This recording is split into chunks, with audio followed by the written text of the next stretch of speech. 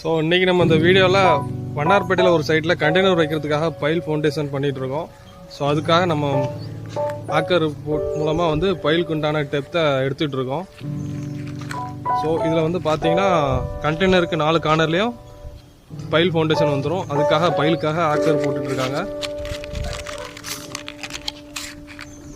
So இதுதான் container location, உட்காரக்கூடிய location. அதோடைய corners 4 கார்னர்ஸ்லேயும் file உட்கார போகுது.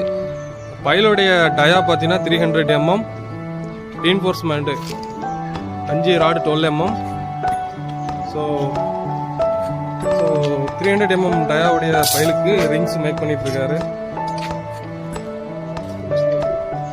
ஸோ ஒவ்வொரு கண்டெய்னருக்கும் 4 பைல் வருது. டோட்டலாக 5 கண்டெய்னர், 5 கண்டெய்னருக்கு 20 பைல்.